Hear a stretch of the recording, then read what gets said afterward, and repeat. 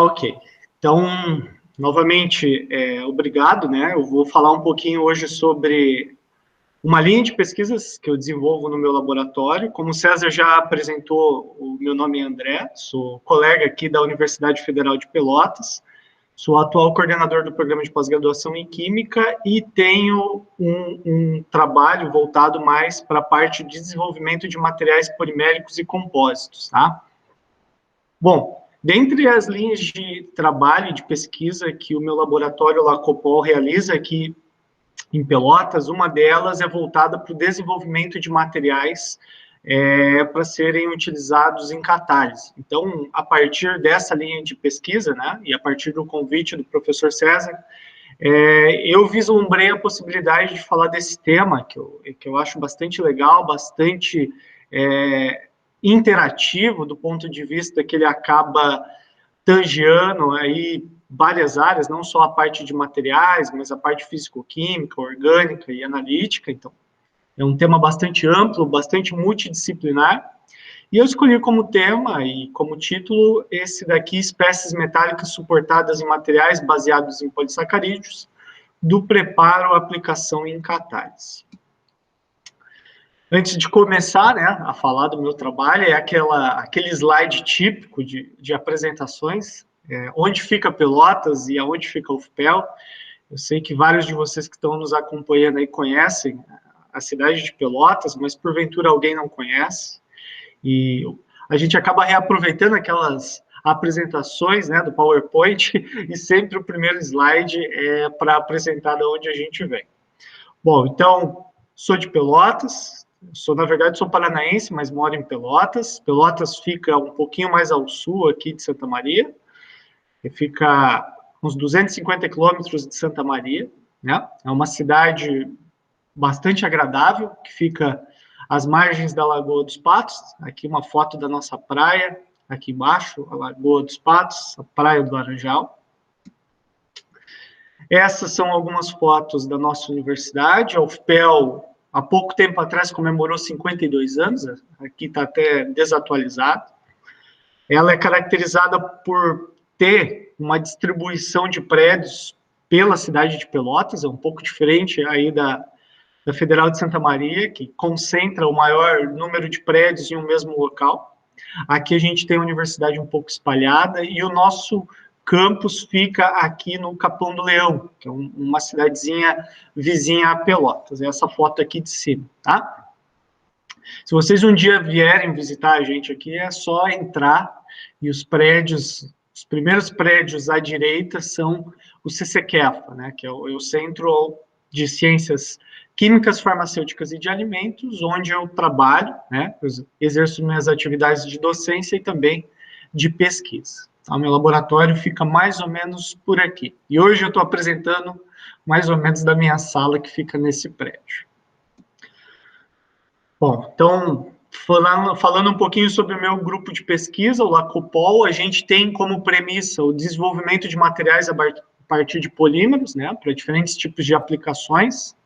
Para tentar entender um pouquinho essas aplicações, eu gosto sempre de voltar um pouco ao básico e tentar fazer um link de alguns pontos que eu acho que são importantes. Por exemplo, explicar para quem não conhece o que são polímeros, né? Eu acho que polímero a gente tem aquela ideia, desde lá de criança e dos mais velhos, que polímero é plástico.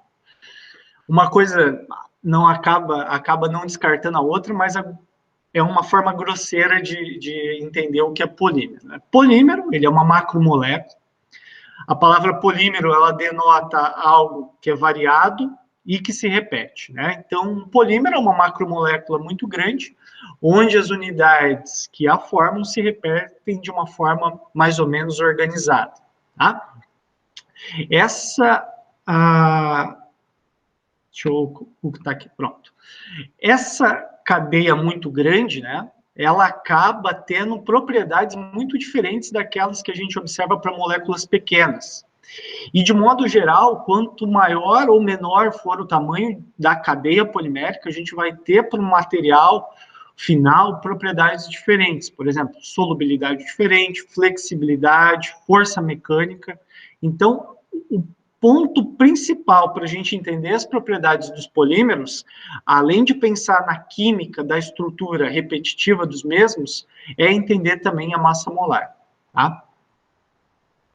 Dentre os polímeros, a gente pode fazer uma divisão simplista, né, entre polímeros de origem natural e polímeros de origem sintética. De modo geral, os polímeros naturais, eles são provenientes de fontes biológicas, né? E aí a gente tem como exemplo as proteínas, os polissacarídeos, os ácidos nucleicos, todos esses são exemplos de polímeros naturais. Já os polímeros sintéticos são geralmente aqueles que advêm do petróleo, né? Do fracionamento, do craqueamento do petróleo. Polietileno, PVC, poliestireno, polietileno, polipropileno e por aí vai.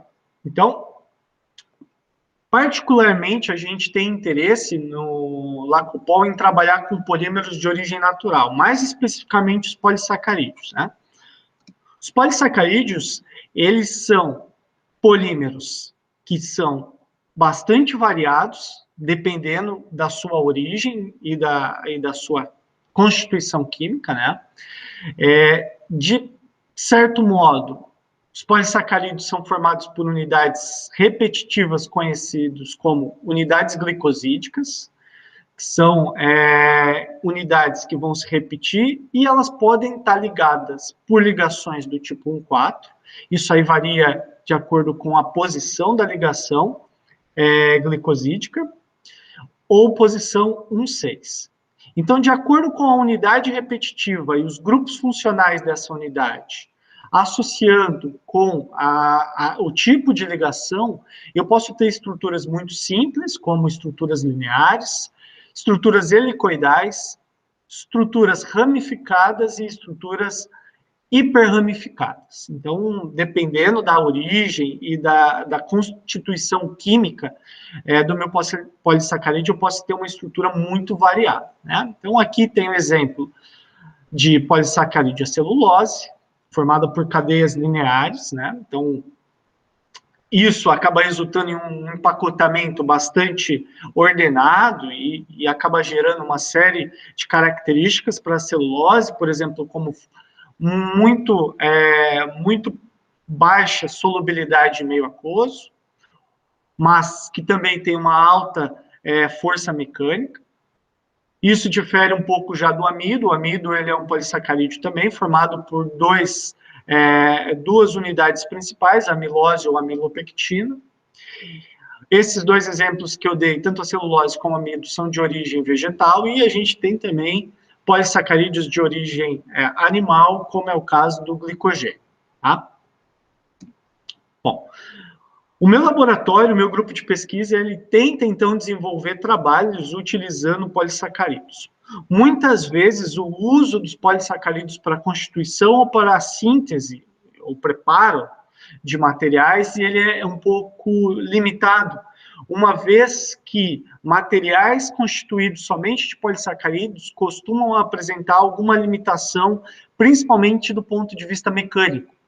A grosso modo, materiais formulados a partir de polissacarídeo, eles somente a partir de polissacarídeos costumam ser quebradiços. Então, a gente usa algumas técnicas, tanto químicas quanto físicas, para melhorar essas propriedades. Uma delas é a mistura desses polissacarídeos com polímeros sintéticos.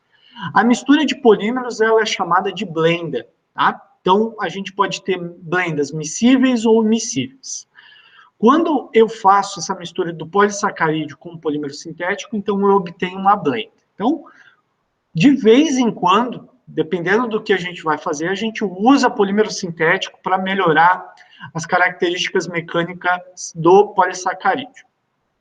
A gente também recorre a estratégias químicas para modificar a estrutura do polissacarídeo ou para gerar um derivado. Como eu comentei anteriormente, a celulose ela é insolúvel em água. Então, eu posso derivatizar a celulose, por exemplo, inserir algum grupo funcional dela, que vai romper aquela estrutura ordenada, né, advinda das fortes interações de hidrogênio entre as cadeias, Eu posso inserir ali algum grupo funcional, por exemplo, colocar grupos carregáveis, aniônicos ou catiônicos, que vai romper aquela estrutura ordenada e vai fazer a celulose ter solubilidade em água. Então, vira e mexe, a gente também recorre a essas táticas de modificar ou derivatizar os polissacarídeos.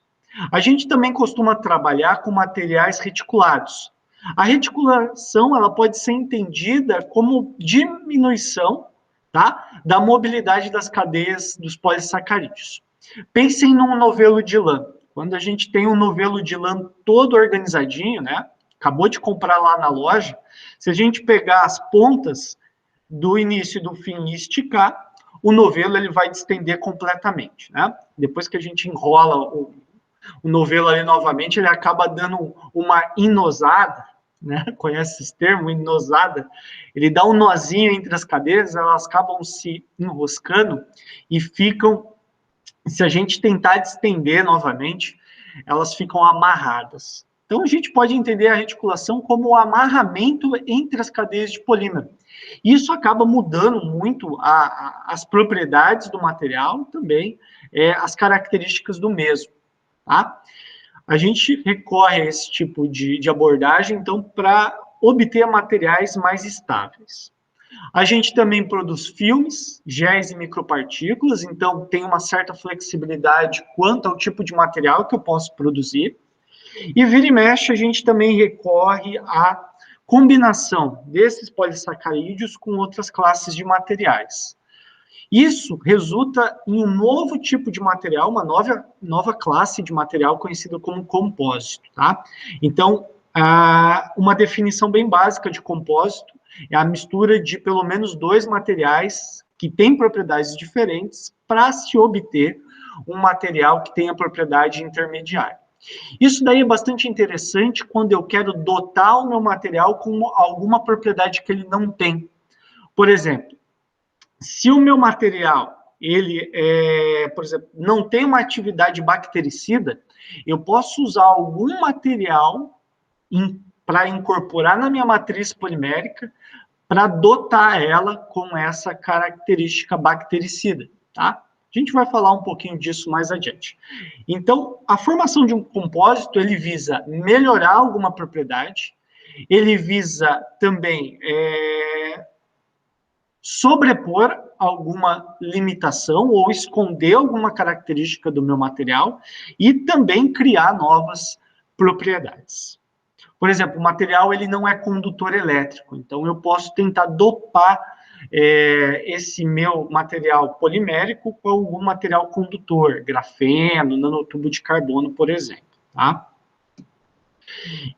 Então, usando essas abordagens que eu mencionei, o uso de polissacarídeos e o uso dessas estratégias, a gente acaba produzindo alguns tipos de materiais que a gente tenta empregar nessas 4 grandes áreas, né? Biomateriais, na parte de remediação ambiental, na parte de catálise ou na parte de agricultura. No meu grupo de pesquisa, no Lacopol, eu tenho orientado alunos que trabalham nesses 4 eixos de aplicação. E hoje eu vou falar para vocês desse ponto da catálise. Bem, então aqui eu coloco como abre alas para o nosso bate-papo de hoje, que tem ali uma questão que a gente vai tentar responder, né? Espécies metálicas suportadas em materiais baseados em polissacarídeos. Por que funciona, né? E por que isso tem sido explorado? Trazendo um pouquinho lá dos nossos conceitos básicos da química, para quem estuda química ou para quem não estuda, né? Catálise tem a ver com reações onde eu vou utilizar um agente que vai acelerar a reação química. Então, catálise é toda reação onde eu uso uma espécie, geralmente em pequena quantidade, tá? Para acelerar a reação. E, via de regra, esse material, esse agente que eu utilizei para acelerar a reação, ele deve ser regenerado e recuperado ao final da reação. Aqui é aquele gráfico que vocês já devem ter visto, né, para quem cursa química ou áreas afins, onde a gente tem no eixo Y aqui a energia que eu tenho uma reação, né, em função da extensão da reação, ou seja, da progressão da reação. Então, no início, ali no tempo zero, eu tenho os meus reagentes com valor de energia característico deles, a energia aumenta à medida que o tempo avança, atinge o máximo aqui, onde eu tenho um complexo ativado, e depois, caso seja favorável, as minhas moléculas aqui vão formar o composto, né? A diferença energética entre aqui o ponto inicial e o ponto final é a energia de ativação. Quanto maior a energia de ativação, mais difícil para a reação acontecer, né? Para tentar burlar esse sistema, a gente usa o catalisador. O catalisador ele acaba promovendo um caminho alternativo para essa reação ocorrer com uma energia menor. Uma vez que a demanda energética ela é menor, a reação acaba se propagando de forma mais rápida. Hoje, tem-se a atenção voltada para uma classe de metais, que são os metais de transição, que acabam, tem sido há bastante tempo, né, não só hoje, há bastante tempo usado para essa finalidade de catálise, né? Os metais de transição e os seus derivados, os óxidos de metal de transição, eles são muito interessantes para a promoção da catálise, porque ele tem algumas características que são descritas aqui. Múltiplos estados de oxidação, o ferro, por exemplo, ele pode ter diferentes estados de oxidação. Geralmente, os orbitais desses metais são incompletos, e isso facilita a ligação deles com outros átomos, né, a formação de complexos, e a partir deles, né, nas últimas, vou colocar aí 2 décadas, a gente tem um aumento bastante considerável das pesquisas envolvendo metais de transição, porque eles acabam sendo muito úteis para a formulação de nanopartículas, né? A palavra nano, nas últimas 2 décadas, ganhou muito destaque, né? Não só na catálise, mas em vários ramos da química, né? Por que usar nanopartícula de metal de transição é interessante? Primeiro, quando a gente vai para a escala nanométrica, lembrando lá 10 a menos 9 metros, muito pequeno, né? A gente tem um ganho muito interessante das propriedades de superfície do material. Primeiro, porque mudando a proporção do macro para o nano, ou do micro para o nano, a gente inverte a relação entre moléculas no meio, na fase bulk da partícula, com relação às moléculas que estão na sua superfície, moléculas ou átomos, né? Então, a gente equilibra essa relação volume e superfície. Isso acaba gerando uma energia superficial maior, que acaba gerando, por consequência, alguns efeitos quânticos, acaba promovendo um aumento no número de sítios ativos, que para catálise é muito interessante, é onde os reagentes vão se ligar, e a gente acaba tendo também uma alta seletividade no sentido de que a gente acaba tendo reações mais específicas, né? Quando a gente falar de síntese orgânica, isso vai ser mais pontuado, tá? Apesar dessas características atraentes, quando a gente trabalha na escala nanométrica, a gente acaba tendo um problema bastante comum, principalmente em meio aquoso, tá? Problemas com coagulação e coalescência. Como as moléculas no estado nanométrico acabam tendo uma energia de superfície muito alta, principalmente forças de Van der Waals, a tendência natural do sistema é reduzir esse excesso energético. Então, as moléculas acabam se atraindo, o que acaba formando clusters, que são aglomerados de moléculas. Esse aglomerado de molécula, ele vai se juntando, até chegar a um limiar onde eu extrapolo essa questão nanométrica e migro para a escala micrométrica.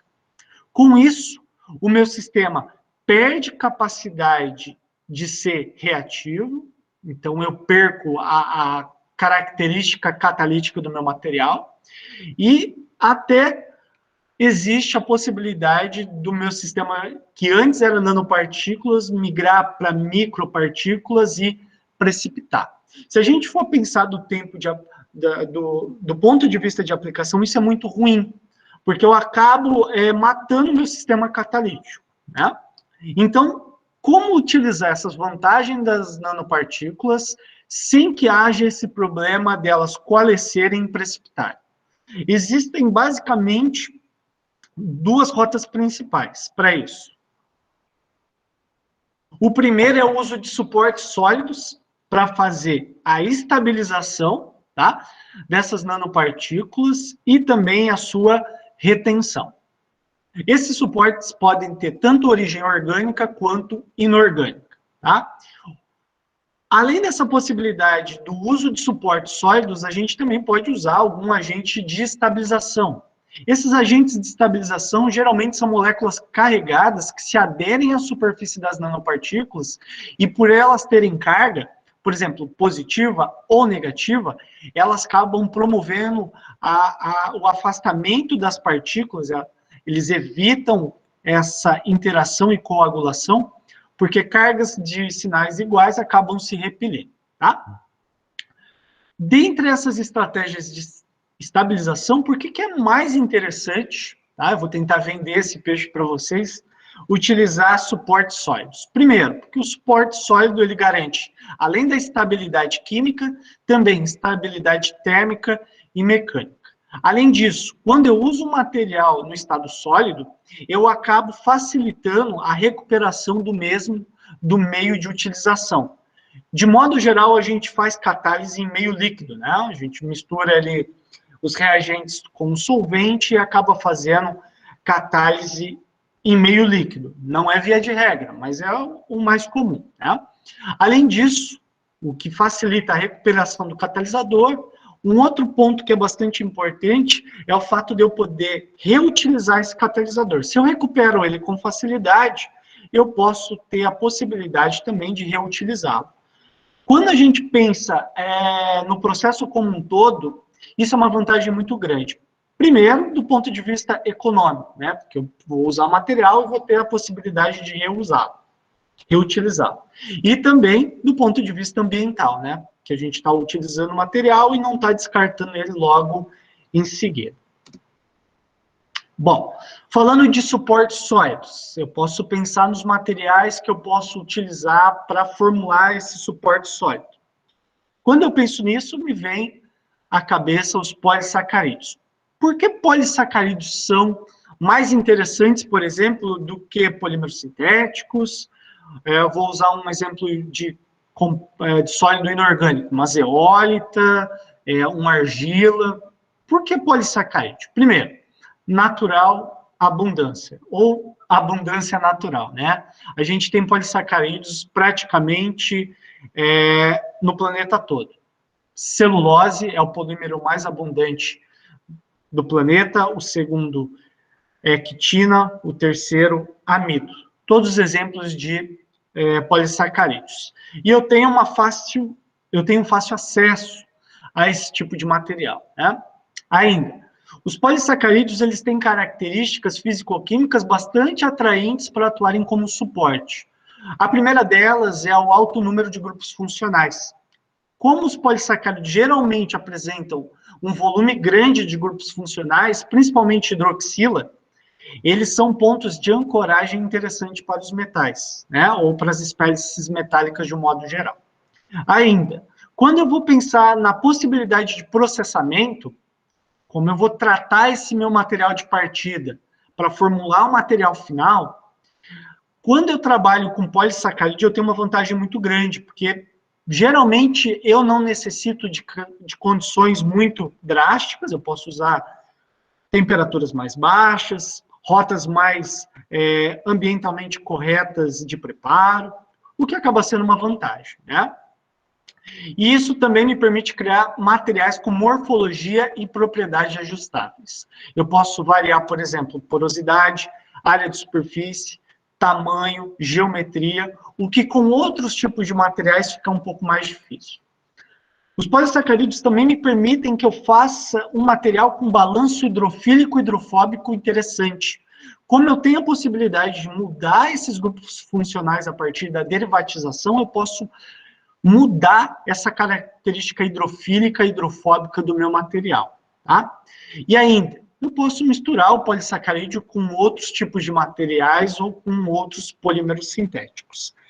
Bem antes do uso desses polissacarídeos para esse tipo de aplicação, que é a formulação de materiais para catálise, eles já vinham sendo utilizados, os polissacarídeos, para formulação de dispositivos para remoção de metais potencialmente tóxicos do meio aquoso.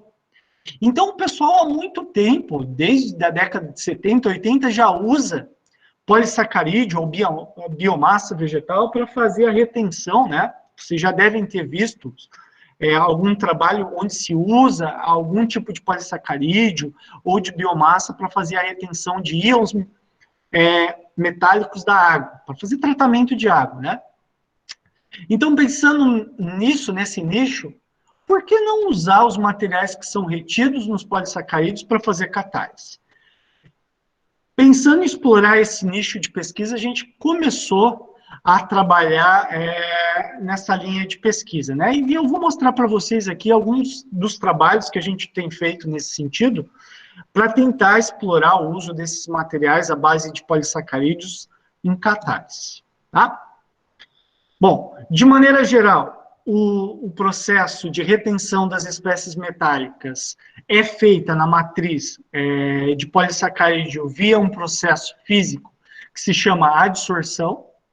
É um processo bastante simples, onde eu vou inserir o meu material à base de polissacarídeo numa solução contendo íon metálico.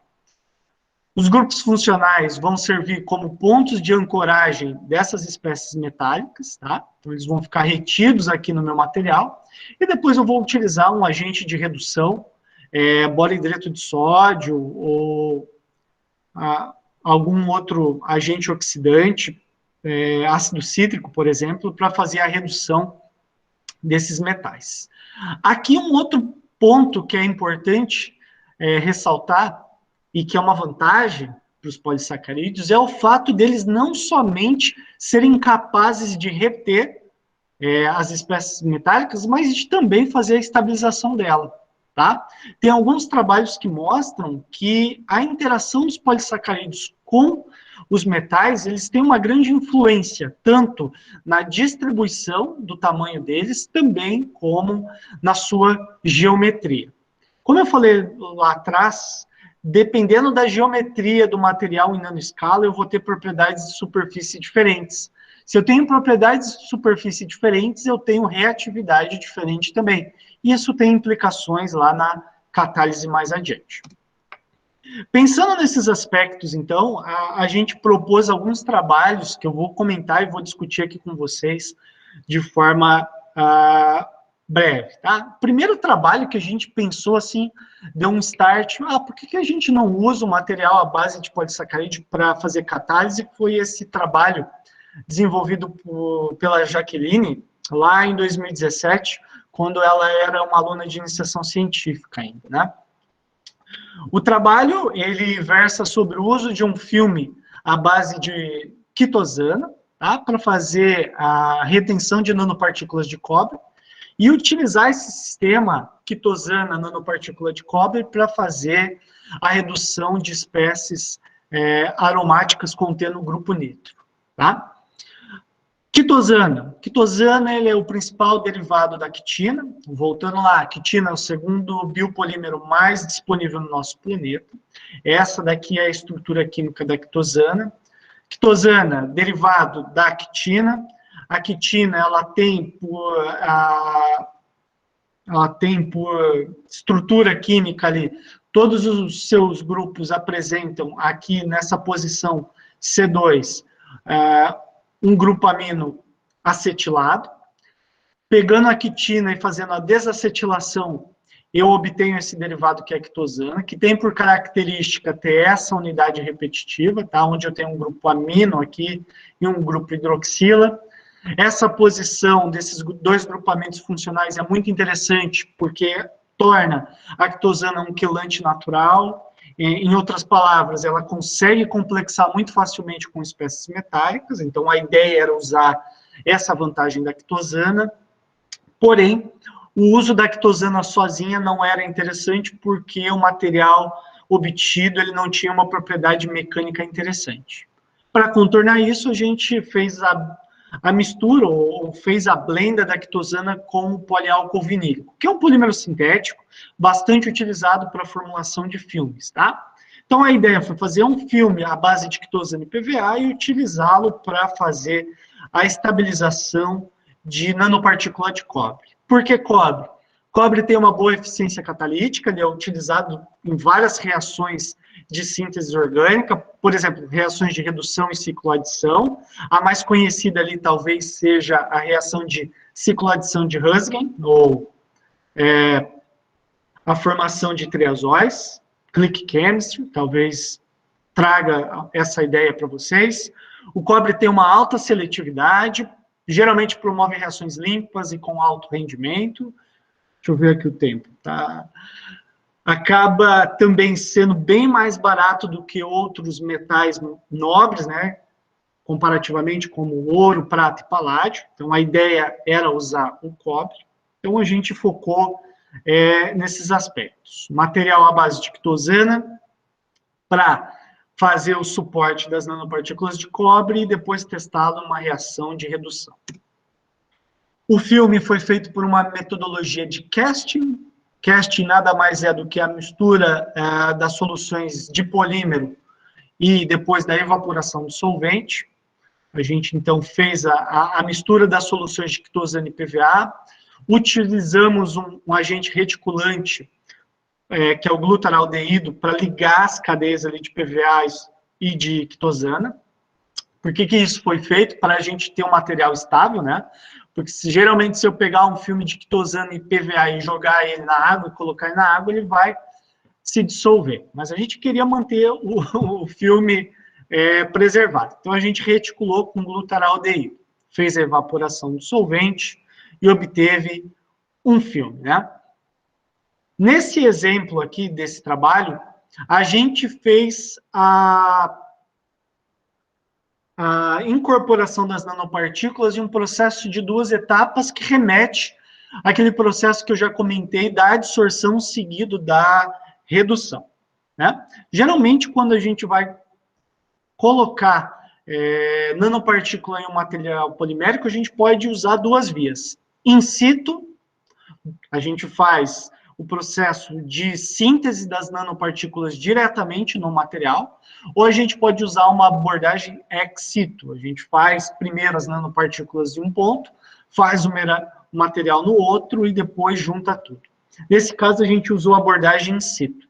Basicamente, com o filme polimérico produzido, seco, a gente mergulhou ele numa solução de cloreto de cobre para que ocorresse a adsorção dos íons de cobre nesse material, retiramos, lavamos e depois procedemos à redução dos íons de cobre 2+, utilizando uma solução de bolidreto de sódio, tá? Aqui nós temos um exemplo, uma ilustração da amostra de filme contendo as nanopartículas. Para quantificar o quanto de nanopartícula tinha na amostra, a gente fez uma análise de absorção atômica por chama e determinamos que cada amostra de filme contém aproximadamente 32,1 miligramas de cobre, tá? Por curiosidade, essa é uma metodologia que tem um grau de reprodutibilidade bastante interessante. A gente fez várias vezes esse processo e a quantidade de cobre retida na amostra, ela mais ou menos se manteve invariável. Outro ponto interessante é que a gente consegue acompanhar todo esse processo visualmente. O filme de quitosana e PVA, quando ele é obtido, ele acaba tendo uma coloração meio amarelada por conta da quitosana, tá? Quando a gente coloca na solução de cloreto de cobre, o cobre é retido por adsorção e o filme passa a ter a cor característica do cobre 2+, que é esse tom mais verde água. E depois da redução, a gente tem o filme com essa coloração bastante escura, né? Ele fica quase que preto, né? Então dá para ver o processo ali visualmente. A gente caracterizou esse material aqui por uma série de técnicas de caracterização, né? Que mostraram que a quitosana e também o PVA estão diretamente ligados ali com a estabilização das nanopartículas. Os grupos funcionais que antes eu falei, grupo amino e hidroxila da quitosana e os grupos hidroxilas do PVA, eles têm um papel fundamental para estabilizar as nanopartículas formadas, né? A caracterização morfológica do filme mostrou aqui uma imagem de microscopia eletrônica de transmissão, onde a gente tem a superfície do filme, e esses spots aqui pretinhos são as nanopartículas distribuídas meio que de forma homogênea no filme. A gente, utilizando um software, conseguiu calcular mais ou menos o tamanho médio das nanopartículas, as quais ficaram em torno de 2,5 nanômetros, né? Foi um tamanho, assim, bastante legal. Por quê? Porque quanto menor é o tamanho da nanopartícula, maior é a reatividade da mesma. Depois da caracterização, a gente foi testar a atividade catalítica desse material, utilizando uma reação modelo bastante descrita na literatura, que é a transformação do nitrobenzeno em anilina, né? É uma reação trivial de redução, né, do grupo nitro para o grupo NH2, é uma reação de hidrogenação, né, mediada por boro-hidreto de sódio, que acontece na presença do catalisador.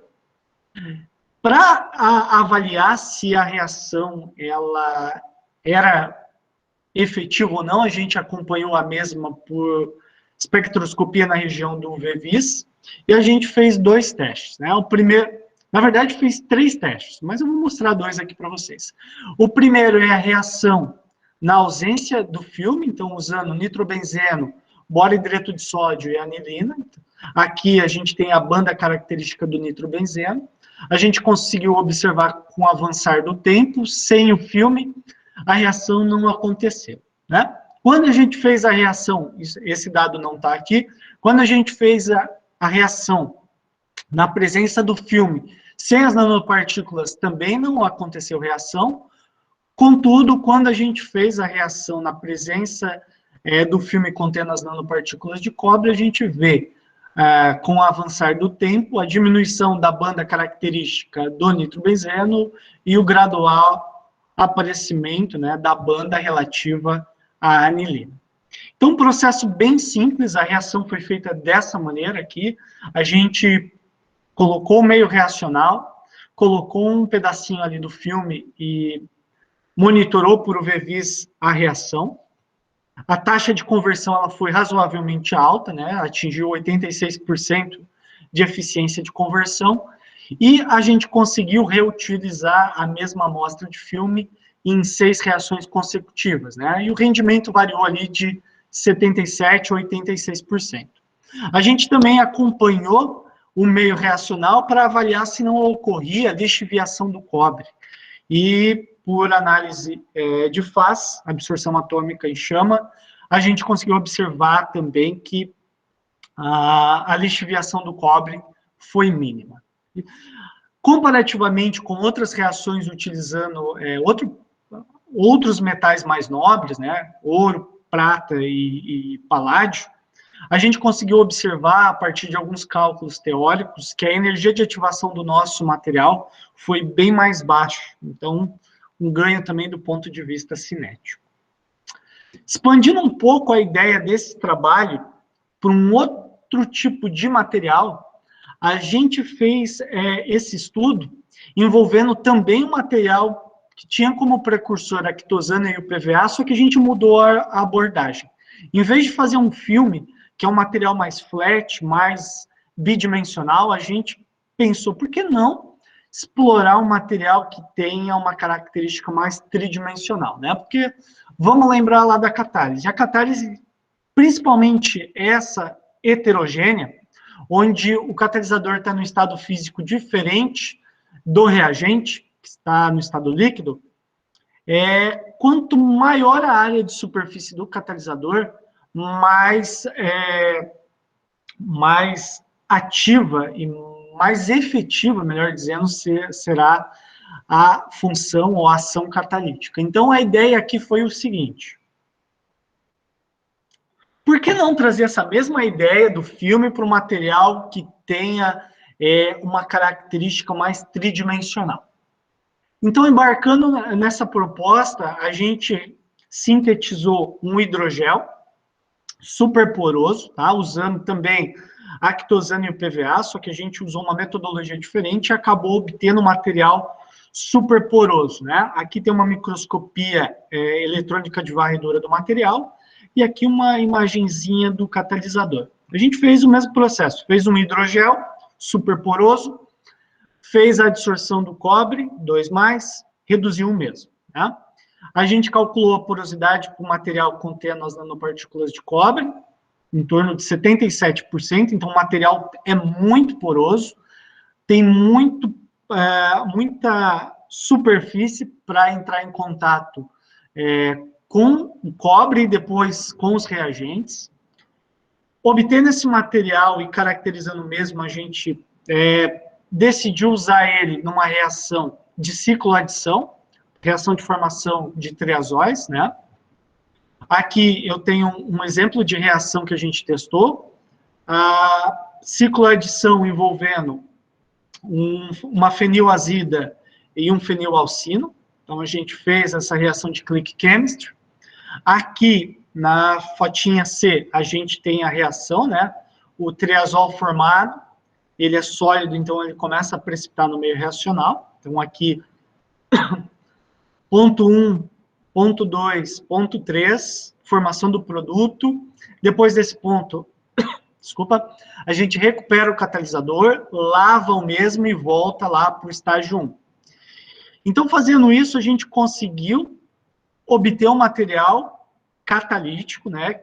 A gente conseguiu fazer a síntese desse triazol, obtivemos ali 92% de rendimento para esse tipo de síntese. Novamente, a reação, ela só aconteceu na presença desse material em específico, ela não aconteceu, por exemplo, quando eu utilizava só o catalisador, sem o material de quitosana e PVA sem as nanopartículas. E no reuso, a gente conseguiu observar que quando eu faço o reuso em até 6 vezes desse material, eu consigo ali obter rendimentos de até 55%. Nesse caso em específico, a gente viu que a lixiviação do cobre era um pouco maior. E um outro dado importante, como aqui tinha uma maior área de superfície, a gente observou também por XPS que quanto maior era o contato das nanopartículas de cobre com o meio externo, era maior a tendência dessas nanopartículas se oxidarem e formar óxido de cobre. E isso acabava interferindo ali na ação catalítica do material. Bom, então, já que a gente estava tendo um pouquinho de problema com as nanopartículas, principalmente do ponto de vista de caracterização, que eu não falei ali, mas materiais tridimensionais para você caracterizar ali o tamanho das nanopartículas dá um trabalho assim ferrenho, principalmente porque a preparação das amostras para análise de MET, ou microscopia eletrônica de transmissão, não é uma tarefa fácil. Então, partindo desses aspectos, a gente pensou, então, por que a gente não tenta usar o cobre não na forma reduzida, mas na sua forma iônica, né? Então, partindo desse pressuposto, esse trabalho que foi feito pela Jaqueline lá em 2020, lá no distante 2020, mais conhecido como ano passado, a gente elaborou um material para fazer a retenção de cobre 2+, e depois usar esse material para a catálise. Conhecendo os polissacarídeos, que seriam interessantes para esse tipo de abordagem, a gente utilizou o alginato. O alginato de sódio, ele é um derivado das algas marrons e ele tem essa estrutura química aqui, tá? Então, por natureza, ele é um polissacarídeo rico em grupos aniônicos, esses grupos carboxílicos aqui. E, particularmente, essa unidade, eu esqueci de falar, ele é um polímero linear blocado do tipo MG, então tem blocos M ligados a bloco G. O bloco G tem essa estrutura tridimensional aqui, que esse ponto aqui, tipo um copinho, ele é interessante para complexação com cátions divalentes. O pessoal usa muito essa propriedade do alginato para formular micropartículas utilizando cloreto de cálcio. Quando a gente goteja soluções de alginato em cloreto de cálcio, instantaneamente a gente tem a formação de microesferas ou micropartículas. E o pessoal usa muito esse tipo de material para fazer o encapsulamento de fármaco ou de outros princípios ativos. A gente, pensando nessa abordagem, a gente esquematizou um processo onde a gente faria, ou fez, né, melhor dizendo, a formulação de micropartículas de alginato de cálcio, que são essas daqui, e depois trocamos parte desse cálcio por cobre 2+. Então, por que isso é uma abordagem interessante? Primeiro, porque quando a gente faz a estabilização do alginato com cátions divalentes de cálcio, a gente acaba tendo um material com uma coesão melhor. E depois esse processo de troca iônica, sabendo a concentração de cobre que eu tenho na solução e o tempo que eu vou deixar as micropartículas na mesma, permite que eu consiga meio que predeterminar a quantidade de cobre que eu vou ter no meu material final. Então, a gente fez essa abordagem e depois caracterizou as micropartículas. A gente conseguiu observar que esse processo de troca iônico, ele se dá. No início aqui, de acordo com os dados dessa tabelinha, eu tenho basicamente 483 miligramas de cálcio por grama de material obtido. Quando eu coloco esse material na solução de cobre 2+, parte do cálcio ele é liberado, e eu tenho a parcial troca pelos íons de cobre 2+. Né? Então, aqui eu tenho, comparando os dois sistemas de microesferas, o de alginato de cálcio com alginato de cobre, eu tenho que parte do cálcio foi embora e eu tenho a substituição por cobre 2+. A gente nota que foi um volume maior de cálcio do que a quantidade de cobre absorvida. O que eu quero dizer? Eu perdi muito mais cálcio do que eu ganhei de cobre. Isso acontece por conta das especificidades entre o íon cálcio e o íon cobre. Cada um dos dois, eles têm tamanhos, né, esferas de coordenação diferentes. O do cobre, geralmente menor, ele acaba limitando a capacidade do alginato em imobilizar esse tipo de íon. Então, isso explica porque a gente tem uma quantidade discrepante entre o que foi liberado de cálcio com relação ao que foi absorvido por cobre. E isso, essa interação entre o polímero e os cátions metálicos acaba mudando toda a estrutura do meu material final. Por exemplo, aqui, o tamanho da micropartícula diminuiu, a densidade de reticulação, que é aquela quantidade de amarramento que eu tenho na minha amostra, aumentou quando eu tenho a substituição do cobre, e aqui esse último parâmetro da tabelinha, o pH PZC, isso quer dizer ponto de carga zero, indica um ponto de pH do meu sistema onde eu tenho equilíbrio entre cargas positivas e negativas, né? Mudando esse pH, eu desloco o meu sistema para faixas de pH que vão ter mais carga positiva ou mais carga negativa. Ou seja, a grosso modo, ao fazer a substituição de parte do cálcio pelo cobre, eu acabo mudando a característica elétrica da superfície do meu material. Isso tem implicações, por exemplo, na interação do meu catalisador com as minhas moléculas. Tá? Isso daqui é só para mostrar um pouquinho como eu tenho a agregação ali das partículas ou das espécies metálicas no meu material polimérico e isso acaba mudando o meu sistema.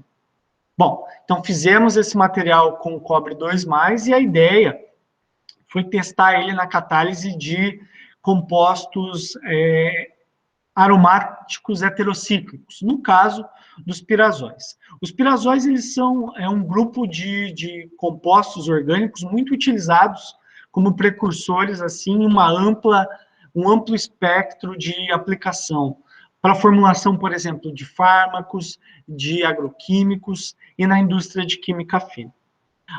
Geralmente, a atividade dos pirazóis, ela é ampliada quando eu tenho a substituição desses compostos por outros, principalmente compostos que tenham atividade biológica proeminente, que é o caso dos compostos de organoselênio, né? Então, fazendo uma parceria com os nossos colaboradores aqui da Química Orgânica, a gente testou esse catalisador para a síntese de pirazóis substituídos por compostos de organoselênio.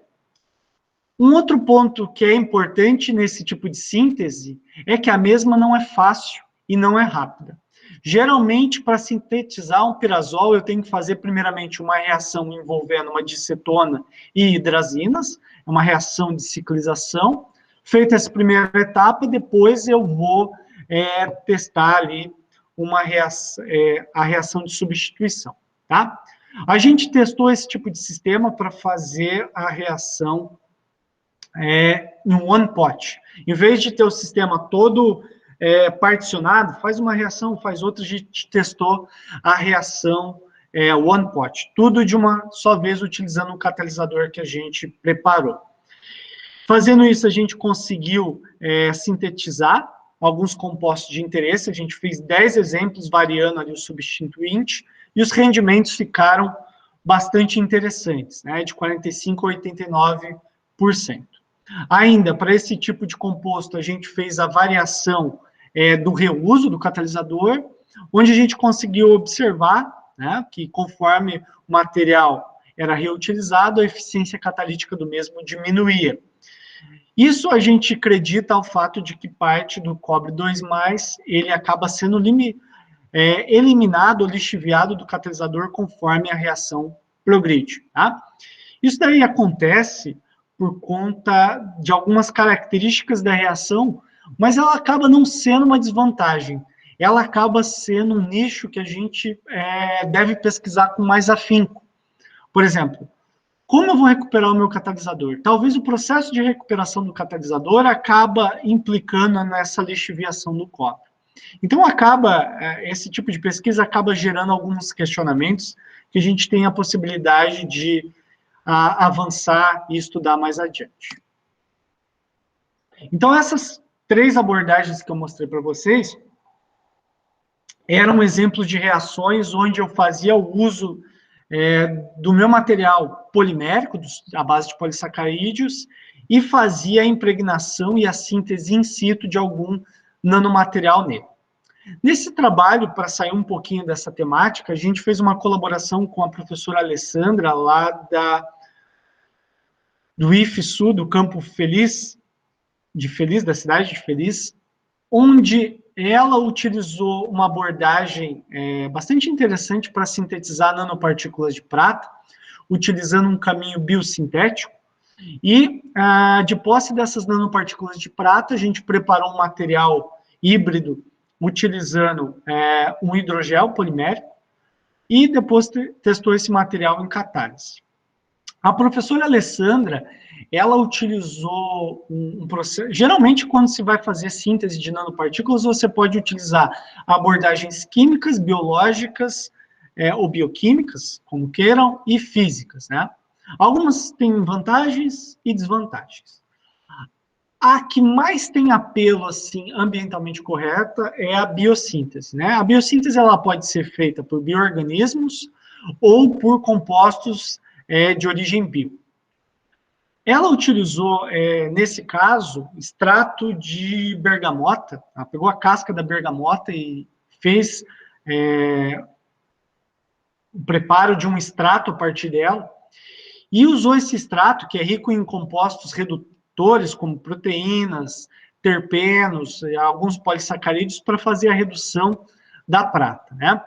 Então, aqui, ó, tem um exemplo da solução de extrato de tangerina na presença de nitrato de prata, e espontaneamente, com o avançar do tempo, a prata vai sendo reduzida de prata mais para prata zero, né? Então, a gente tem visualmente a mudança da coloração da solução, tá? A gente pode acompanhar isso por UV, e aqui a gente tem as nanopartículas de prata. O problema de se usar nanopartículas de prata, mesmo elas estando ali estabilizadas pelos biocompostos, é a difícil recuperação desse material. Então, para contornar isso, a gente propôs, de forma colaborativa, impregnar um material polimérico, no caso um hidrogel, com essas nanopartículas de prata. Então, utilizando o PVA e um processo bastante simples para a formulação de um hidrogel, a gente sintetizou o material, tá? E esse material, ele se incumbiu de, além de estabilizar, ele fazer o aprisionamento dessas nanopartículas de prata. A gente utilizou esse material depois também para fazer uma validação catalítica, utilizando aquela reação de redução do nitrobenzeno para anilina. O mais interessante desse estudo é que a gente comparou a prata não estabilizada no hidrogel com relação à prata no hidrogel. A gente conseguiu observar que a prata não estabilizada, ela tem uma taxa de eficiência de 56%, o que é muito menor do que a mesma atividade registrada para a prata imobilizada no hidrogel. E também o reuso desse material, diferente do primeiro, não estabilizado aqui, que não foi possível reutilizar, nesse caso a gente conseguiu realizar 6 ciclos de reuso e a eficiência de conversão ela permaneceu relativamente inalterada. Além da catálise orgânica, a gente também tem explorado algumas abordagens para tentar fazer a catálise para a produção de hidrogênio gasoso, né? Hidrogênio gasoso ele tem um apelo alto como um combustível verde e alternativo aos derivados do petróleo. E, geralmente, a obtenção de hidrogênio gasoso ou hidrogênio molecular é obtido por alguns processos químicos. E, geralmente, esses processos são mediados por catalisadores, onde os catalisadores, geralmente, são espécies metálicas, né? Então, para fazer esse trabalho, o Rafael, meu aluno de doutorado, veio com uma proposta da gente tentar imobilizar essa prata utilizando um material derivado do carbono, que muitos de vocês conhecem, que é o grafeno, né? O grafeno ele é um bom estabilizante para material de origem metálica, porque ele é um bom condutor de elétrons, tá? O problema de se usar esse material é que ele agrega muito fácil em meio aquoso. Então, se você colocar grafeno em água, ele tem uma alta energia de superfície ali e acaba agregando. Ele forma um agregado, você não consegue solubilizar o material. Então, como uma abordagem para o uso de polissacarídeos, a gente propôs modificar o óxido de grafeno, tá? Com um derivado da quitosana, o carboximetilquitosana.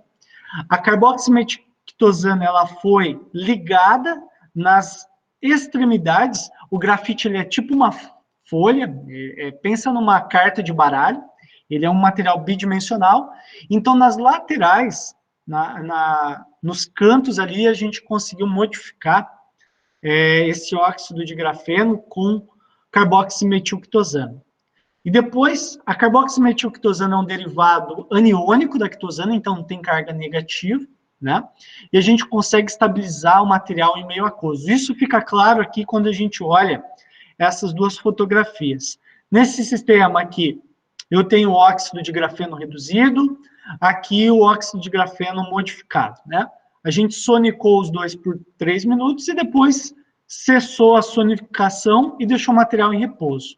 O óxido de grafeno não modificado logo precipita e coalesce, Perdão, o contrário, coalesce e precipita, enquanto que a quitosana, que tem carga negativa com negativa se repele, ele fica estável em solução.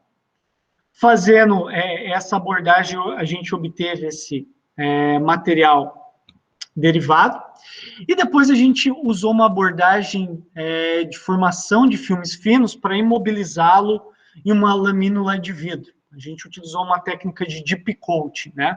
Deep coating, basicamente, a gente recobriu uma superfície, mergulhando a mesma na solução de interesse. Bem rapidinho, a gente pegou uma lamínula de vidro, né? O Rafael, ele fez a modificação da superfície dela, mergulhando a mesma numa solução piranha, e isso acaba gerando espécies negativas na sua superfície.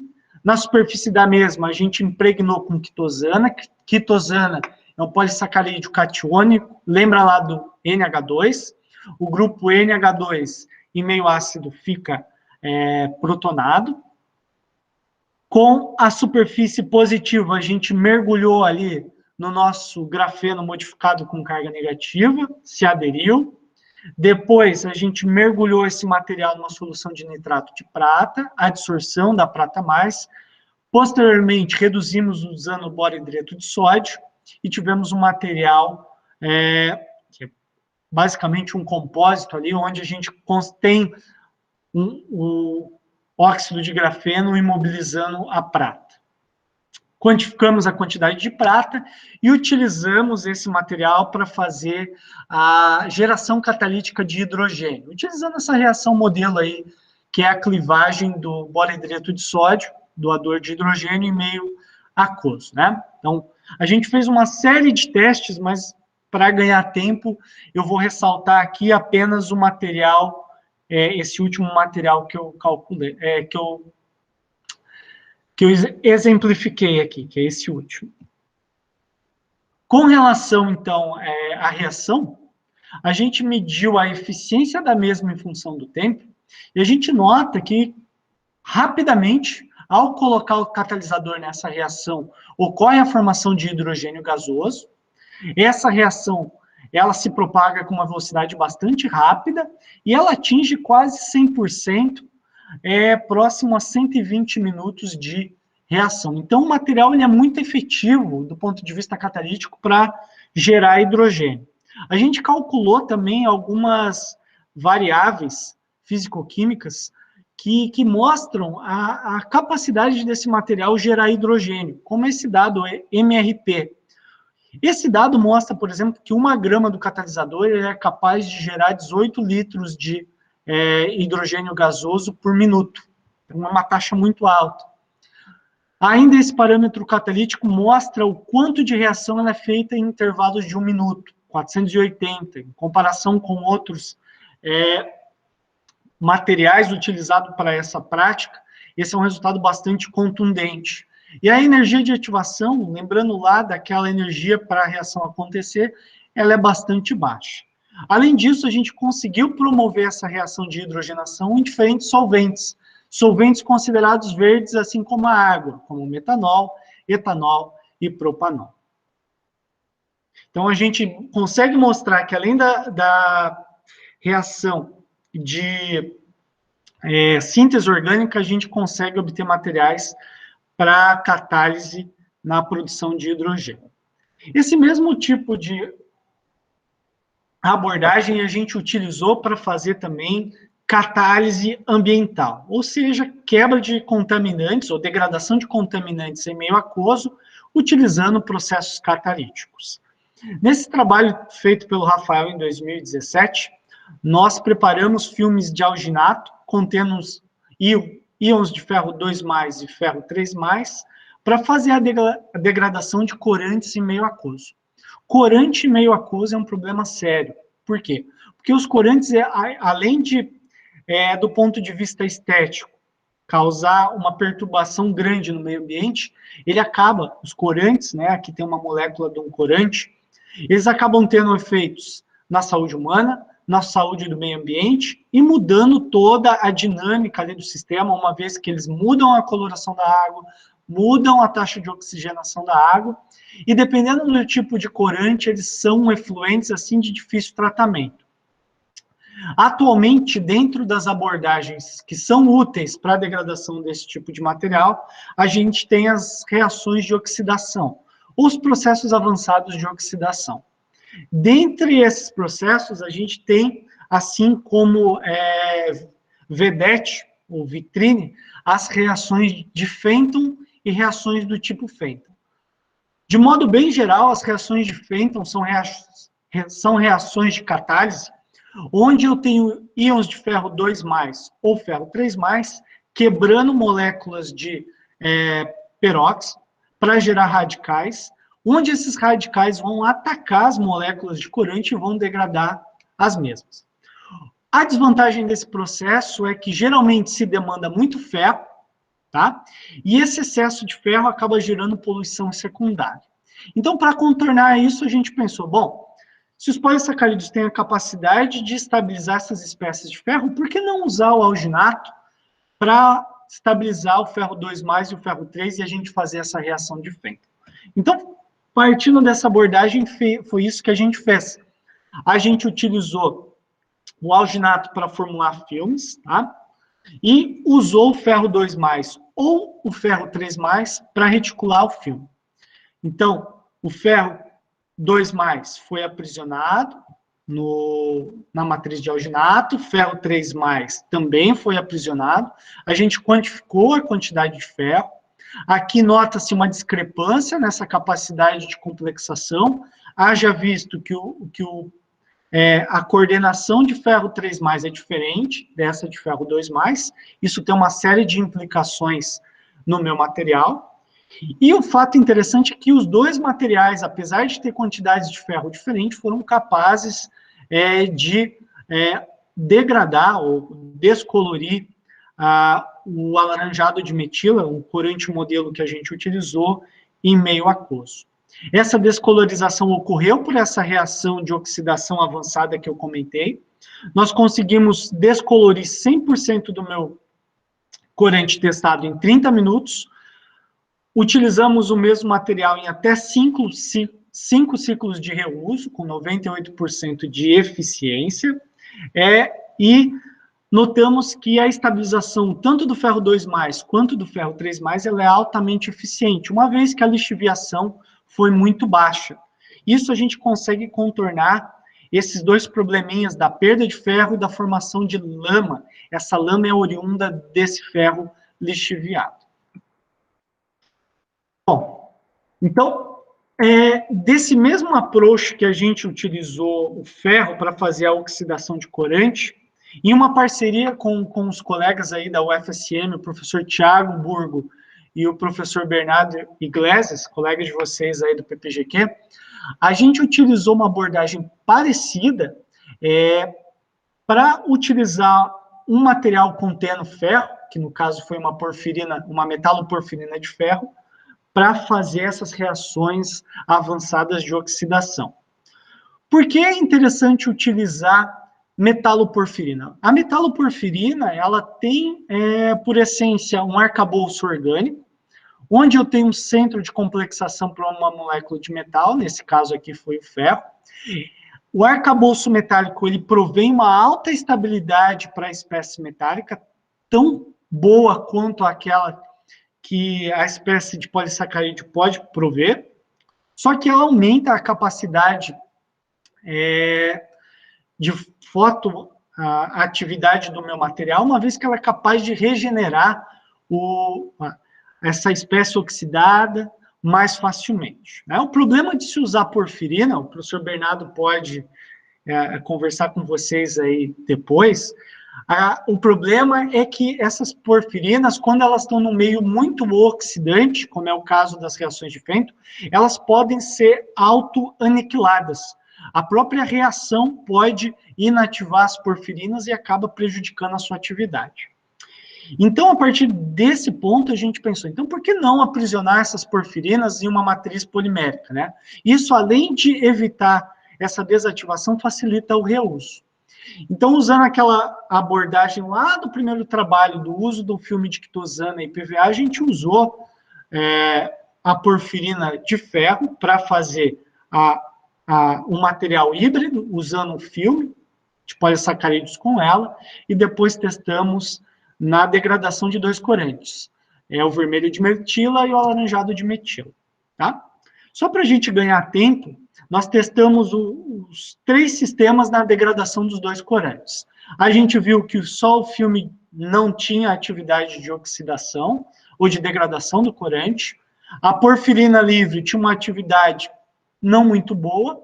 Já quando eu tinha um material híbrido, filme de polissacarídeo com a porfirina, essa atividade ela é muito mais rápida, né? O decaimento aqui mais rápido do ponto de vista cinético e muito mais efetivo para os 2 corantes testados. Aqui, a gente conseguiu determinar também por dados de CGMS, por espectroscopia de massa, que, nesse caso, os 2 corantes são completamente mineralizados a CO2 e água. Então, aqui está uma fotinha do processo. A gente consegue degradar 100% dos corantes em um tempo razoavelmente rápido, 90 minutos, em uma condição de pH 7 e temperatura ambiente, uma condição de trabalho excelente. E o mais interessante desse trabalho foi que a gente conseguiu reduzir muito a quantidade de ferro utilizada. A gente conseguiu essa atividade utilizando 3,7 microgramas de ferro 3, que é uma quantidade, quando a gente compara com outros estudos, realmente baixa. Tá? Então, a partir também, para fechar, eu sei que já está avançando um pouco aqui, César, eu tenho essa mania de falar demais. Nesse último trabalho, a gente vislumbrou a possibilidade de utilizar as porfirinas lá do professor Bernardo para degradar poluentes orgânicos utilizando não um sistema de polissacarídeos para fazer a estabilização desse material. A gente tentou, vou sair um pouco aqui da linha de raciocínio, usar um material de origem sintética. Por quê? Bom, aquele meio altamente oxidativo, ou oxidante, ele é perigoso, inclusive, para os polissacarídeos. Ele pode degradar os polissacarídeos. Isso, do ponto de vista de reuso e atividade, é perigoso.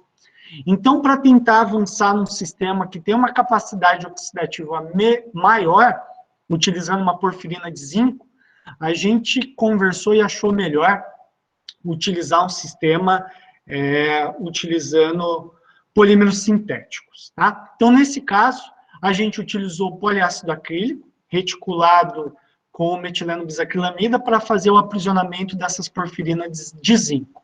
A gente utilizou um processo de emulsão para obter micropartículas, que tiveram um tamanho ali, quando na presença das porfirinas de zinco, da ordem de 675 micrômetros. A gente utilizou essas porfirinas, então, híbridas, poliácido acrílico, porfirina de zinco, para fazer a oxidação de compostos orgânicos, azul de metileno e alaranjado de metila, 2 corantes, e nitrobenzeno em meio aquoso. Aqui uma tabela comparativa, só para mostrar as melhores condições. A gente conseguiu obter uma degradação completa de todos esses contaminantes em meio aquoso em pH 7, utilizando uma concentração baixa de contaminante, 1 ppm, e de uma concentração baixa também de catalisador, 10 miligramas. Esse CORD, que é um parâmetro que mede a capacidade de degradação da molécula orgânica, mostrou que nessas condições mais brandas, basicamente a gente tem efetividade acima de 96%, numa condição de trabalho bastante interessante. Além disso, outro ponto interessante desse trabalho é que a gente comparou como foi uma foto, diferente do Fenton, aqui a energia motriz veio da luz, a gente fez uma fotodegradação, a gente calculou um parâmetro que era a quantidade de energia gasta para fazer essa reação. E o nosso sistema se mostrou, assim, muito econômico, né? Ainda mais agora em tempos que a energia é tão cara, ele conseguiu atuar ali num consumo muito menor de energia quando a gente compara com outros trabalhos na literatura. Tá? E ainda, esse material, além de ter capacidade fotoativa, ele se mostrou ativo também quando a gente faz a reação de degradação, que está aqui, na presença de luz solar. Então, se a gente pegar, por exemplo, uma solução de azul de metileno e colocar esses catalisadores e deixar no sol, o material vai degradar o corante. Tá? E esse foi um resultado bastante interessante, tanto que a gente conseguiu publicar esse trabalho numa revista de um fator de impacto bastante relevante para a área de catálise, e além disso a gente conseguiu demonstrar que esse material ele tem uma atividade assim tremenda em até 15 ciclos de Reus. Ufa, eu vou só finalizar aqui. O futuro, posso deixar aqui para a gente discutir isso em perguntas, mas eu estou colocando aqui alguns pontos que eu, como pesquisador, abordaria e acho importante para o futuro. Uso de novos materiais, de polissacarídeos e seus derivados, uso de novas espécies metálicas, sejam elas fotoativas ou não, novos processos de produção de materiais, a manufatura aditiva é um ponto também, uso de catalisadores em estado homogêneo, isso daí não tem sido muito utilizado, tentar entender o papel do suporte na catálise e, claro, trazer essas reações para sistemas mais próximos à realidade. Por exemplo, essas reações de catálise ambiental, elas são feitas em meio controlado no laboratório, mas quando eu levo lá para um efluente da indústria, será que meu material vai ser efetivo? Né? Então, esses são pontos que a gente, como pesquisadores, tem como desafio abordar. Se vocês quiserem saber mais um pouco sobre suporte de espécies de cobre e material à base de polissacarídeo, eu convido vocês a ler esse artigo de revisão que a gente publicou recentemente. É um trabalho do grupo ali abordando alguns aspectos interessantes sobre esse tipo de aplicação. Para encerrar, eu não poderia deixar de agradecer ao pessoal que realmente trabalha com esse tipo de pesquisa e está ali, mesmo com essa situação adversa de falta de investimento e pandemia, que são os alunos, né? Então, agradeço aos meus alunos ali, tem uma fotinha de cada um, em especial, que fizeram parte desses trabalhos, a Jaqueline, o Rafael e o Henrique. Agradeço também aos parceiros que foram vitais, assim, para a realização desses trabalhos, a minha casa, o FPEL, CCQEFA e PPGQ, as agências de fomento, e agradeço vocês do PPGQ da Federal de Santa Maria pelo convite, e agradeço a vocês que estão aí presentes e aguentaram esse falatório de 1h e pouco. Muito obrigado. Tá certo, muito obrigado, André. Pode ficar bem tranquilo, acho que a gente está tendo bastante sorte aqui no PPGQ, porque os palestrantes que estão colaborando conosco, eles têm trazido temas que são muito atrativos, e no teu caso não foi diferente. Então, mostraste um monte de resultados e eu acho que isso faz com que o tempo passe mais rápido. A gente acaba querendo descobrir como que foi feito, o que aconteceu no final, e isso faz com que a gente nem veja o tempo passar. Tá? Antes de passar para a etapa de perguntas, a gente teve um problema no nosso streaming, André, e a transmissão pelo YouTube, ela parou. Ela simplesmente travou.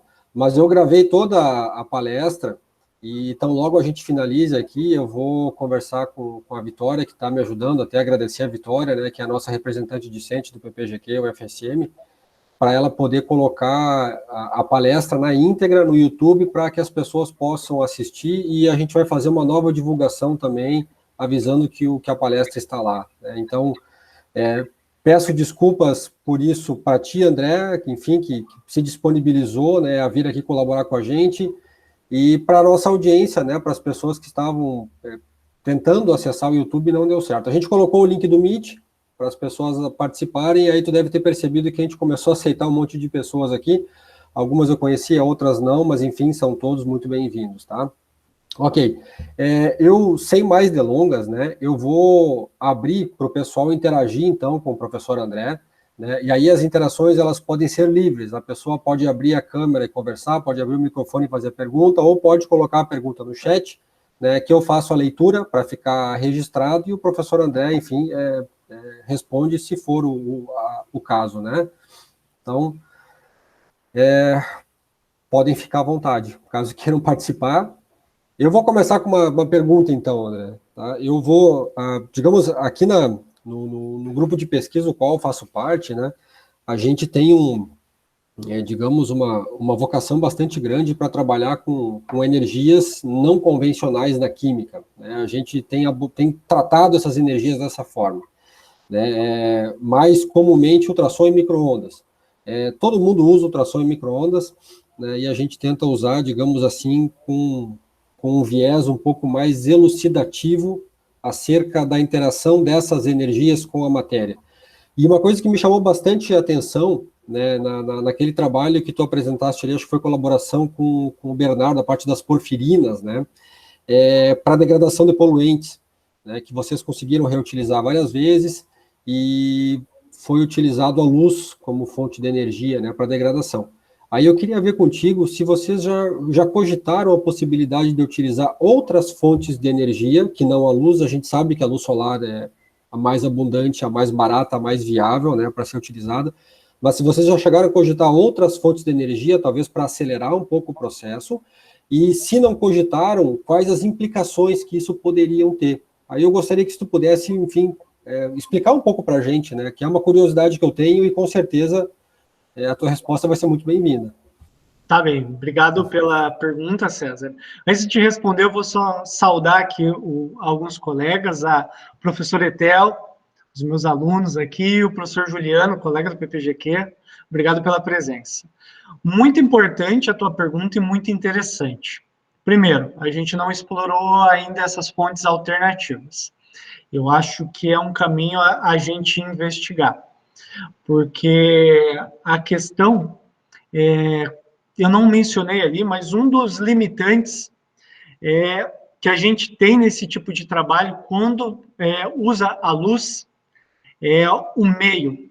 Então, a gente tem dois meios ali, né? O primeiro é o do reator. Eu preciso que a luz vença a barreira imposta pela parede do reator, no caso, um Becker. E outra barreira é a própria estrutura do suporte, porque a luz ela pode ser difratada ou simplesmente ela pode não permear o meu catalisador. E isso acaba inativando ou comprometendo a atividade catalítica. Essas fontes de energia que você mencionou, principalmente a energia de micro-ondas, eu acho que ela teria uma implicação assim mais interessante ainda, porque ela tem uma capacidade de penetração muito maior.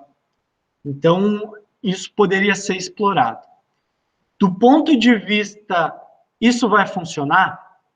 A gente vai ter que ver primeiro, porque como são energias que carregam uma energia maior, isso pode acabar gerando a degradação do suporte. Por exemplo, quando a gente faz catálise orgânica, um dos limitantes, César, é usar esses materiais à base de polissacarídeos utilizando energia de ultrassom. A energia de ultrassom ela pode causar a quebra ou a fragmentação completa do meu material. Então, a gente tem trabalhado em algumas pesquisas para tentar melhorar a capacidade do material a suportar essas altas energias. Eu acho que, eu vou dar uma opinião sincerona, é um nicho de pesquisa bastante interessante esse que você está propondo, só que a gente tem que avaliar as implicações dessa energia no material. Eu cogito possibilidades positivas, mas também vejo que a gente pode ter algumas limitações. Para polímero, a gente usa, por exemplo, micro-ondas para fazer degradação ou para polimerizar o material. Então, isso pode mudar muito a característica do meu material. Mas é interessante. Eu imaginava que deveria ter alguma, alguma justificativa, né? Porque um grupo tão ativo quanto esse de vocês ali, que tem avaliado diversas diversas coisas, né? Eu acho que realmente já devem ter pensado nisso, enfim, né? Não foi nem no sentido de sugerir, foi no sentido mais de curiosidade mesmo, e eu fiquei bem satisfeito com a resposta. Fiquei mais curioso ainda, o que eu acho que é sempre muito bem-vindo, né? Eu tenho mais uma questão aqui, André, que é naquele trabalho das microesferas de cobre, né? Tu comentaste ali digamos, a regeneração do catalisador, ela permitiu o uso, se eu não me engano, de 5 vezes daquele catalisador, né? Algo próximo a isso. Me perdoe se eu estiver equivocado nas quantidades. E tu atribuíste a essa baixa quantidade de usos, né? Baixa quantidade de regenerações a possíveis lixiviações de cobre, né? Vocês chegaram a fazer um balanço de massa do cobre, aonde ele estava indo, quanto que baixou a concentração do cobre no catalisador de vocês? Toda a reação que a gente faz nesse reuso, a gente tira uma alíquota e tenta mensurar por alguma técnica analítica a quantidade de metal lixiviado. No acumulado de 5 reações, cerca de 3% do cobre que a gente conseguiu aprisionar lá na primeira etapa, lixiviou. Isso é um ponto que sempre é demandado. Por isso que é importante, tem alguns artigos eles não mostram, mas o principal é eu reusei o meu catalisador, mas eu também tenho que também fazer a recaracterização completa do material. Porque, por exemplo, se eu for utilizar isso em catálise para materiais ou para síntese orgânica, onde eu vislumbro a utilização do produto em aplicação biológica, o cobre, assim, ele é um revés muito grande. Tá? Então, esse é um ponto. A lixiviação costuma ser o calcanhar de Aquiles. Ainda mais como ele estava ionizado, né, cobre 2+, ele lixiviou mais facilmente.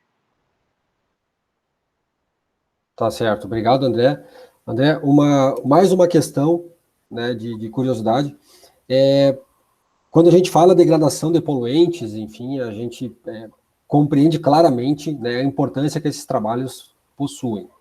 A minha questão agora ela vai relacionada a talvez um dos mais emergentes dos poluentes que a gente tenha percebido nos últimos tempos, que são os microplásticos, né? Vocês já chegaram a cogitar alguma coisa para, enfim, decompor microplástico, enfim, sei lá, controlar, digamos assim, o impacto ambiental associado a esses poluentes? Obrigado pela sua pergunta. Esses trabalhos iniciais, eu digo inicial porque quando a gente fala de contaminação por corante e tal, isso daí é algo que já ficou até lá no passado, né? Primeiro porque hoje em dia a gente tem uma gama de poluentes aí, como você bem mencionou, os plásticos, por exemplo, é algo que necessita mais urgentemente de investigação, né? A gente tem sim a intenção de investigar esse tipo de contaminante, a gente já fez até alguns testes, mas aí a gente tem que tomar bastante cuidado, porque o nosso material, ele é a base de polímero, né? Então, se o veneno ali for muito forte, é capaz da gente até acabar degradando o nosso catalisador. A gente tem alguns testes rodando ali, mas são polímeros que têm alguma fragilidade estrutural. Como, por exemplo, taca pequena aí. A gente tem, por exemplo, alguns polímeros que têm alguma fragilidade do ponto de vista estrutural. Carbono, oxigênio é fácil de quebrar. Carbono não é muito fácil. Então, a gente vai atacar primeiro esses mais fáceis, os poliésteres, por exemplo, o nylon e tal, e depois tentar investigar algo mais adiante. Mas eu não sei, ó. Vai depender da potência dessas porfirinas do Bernardo. Tá certo. Mas, bom, André, eu vou passar agora para os demais colegas aqui que estão assistindo, se alguém quiser fazer alguma questão, aí caso a gente não tenha mais questões, essa parte da Sofia. Tá, então, temos aqui os agradecimentos, né, no chat. Então, o Juliano Roers, me perdoe se a pronúncia não estiver correta, agradece a palestra, o André está podendo ver também, né? A Etel também deu os parabéns, a Etel sempre participando dos nossos webinários, a gente está esperando a participação dela aqui, né? Então, eu acredito que em breve ela consiga colaborar com a gente também. Eu acho que eu posso finalizar por aqui, então eu vou parar a gravação, aí, André, pode ficar à vontade para a gente conversar depois, se quiser. Mais uma vez, muito obrigado por ter contribuído com a gente, ter trazido esse tema tão relevante. A gente está começando a Etel quer marcar, ó, vai ser bem-vinda, viu, Etel? A gente está começando com esses webinários e foi uma das formas que nós encontramos de manter o programa ativo, né, de sair da inércia, né, porque, enfim, as coisas mudaram de forma muito rápida e abruptas e a gente demorou um pouquinho para se movimentar. Então, todas as pessoas que estão colaborando conosco são sempre muito bem-vindas, né, e Santa Maria vai estar sempre de portas abertas para vocês, tão logo a situação de pandemia ela passe, né, ou, enfim, esteja sob nosso controle, vocês serão muito bem-vindos para vir nos visitar, né, e em outras oportunidades também aqui nos nossos seminários, tá? André, muito obrigado. Te desejo mais sucesso, mais sorte nas suas pesquisas, né, e, enfim, que consiga conquistar, digamos, o mérito científico e acadêmico que a gente tanto quer, né, que é produzir ciência de verdade e formar recursos humanos qualificados, tá? Então, muito obrigado, um forte abraço, nos vemos tão logo seja possível. Tá, ok, obrigado.